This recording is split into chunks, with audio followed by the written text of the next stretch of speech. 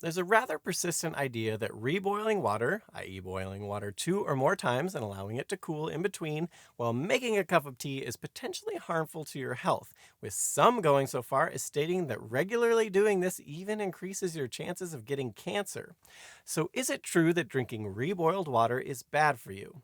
In short, no. No, it is not. On top of that, contrary to popular belief, it is extremely unlikely to affect the flavor of the tea either. Now, it is true that water from our faucets contains innumerable impurities, some of which are, at least from a practical standpoint, for most home consumers, impossible to filter out entirely, such as nitrates.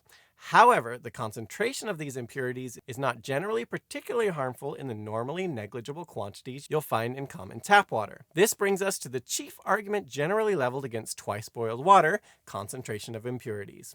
When some of the water evaporates as the water boils, while some impurities are removed, others remain and are now more concentrated than when the volume of liquid was greater. This is absolutely true. So case closed, right? Twice boiled water is definitely bad for you. Except, aside from the fact that you aren't likely letting the water boil down significantly before brewing your cup, even if you did, it wouldn't matter except for in outlandishly unrealistic scenarios. Think about it this way. If you drank the entire teapot worth of water straight, say 5 mugs worth, rather than boiling it at all, it would not have hurt you and would have contained more impurities than the same full teapot boiled down to 1 mug worth of water, as the impurities that would have been otherwise boiled off would still be present in the original 5 mugs of water. The key point here is that boiling the water does not add any impurities. It actually subtracts some. And again, you are unlikely to be boiling it down much at all anyway before brewing. But what about the state of the water the second time you boil it? Couldn't there be impurities being added in between? Well, it is possible a kettle without a lid left sitting on a stove or counter might get a bit of dust or the like in the previously boiled water. The composition of it isn't likely to change much in the interim between boiling, outside of scenarios like a construction site or something like that. Further, any microbes that find their way in there would also be killed off during the subsequent boiling process, so no health issues there either.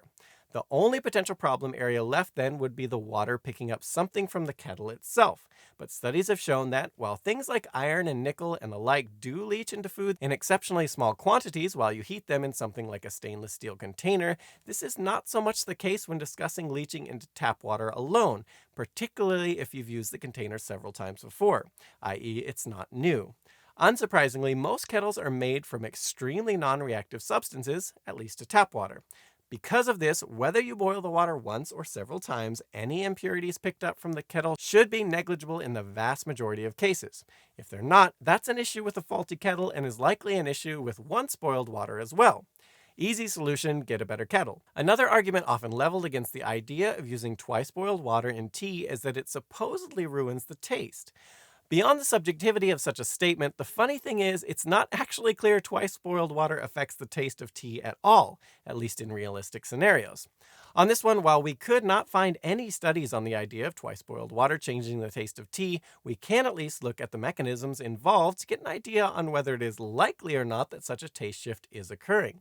For starters, many claim the taste difference comes about due to twice boiled water having less dissolved oxygen in it, referencing the fact that as the water temperature increases, the solubility of oxygen decreases.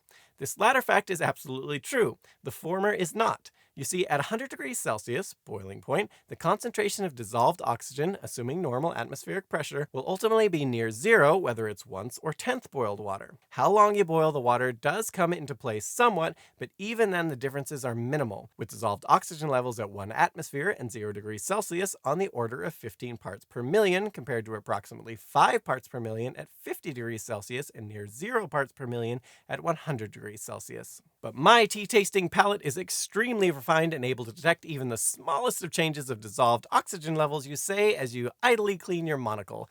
It doesn't matter. Once the water is allowed to cool back down, its dissolved oxygen levels will once again begin to rise to normal levels given atmospheric pressure and temperature. CO2 levels, which can affect the taste, will also return to normal. Given this, the second time you bring the water back up to boil, things like the oxygen level are not going to be any different than the first, assuming equal boiling times and/or temperature levels. It should also be noted that studies such as Pangborn and Bertolero's 1972 study and Faust and Alley's 1998 indicate that dissolved oxygen actually doesn't noticeably impact the flavor of water, though it should be noted that those studies weren't dealing with brewing tea, and it is possible, even probable, that dissolved oxygen could be interacting with elements of the tea to change the flavor, similar to what happens with wine.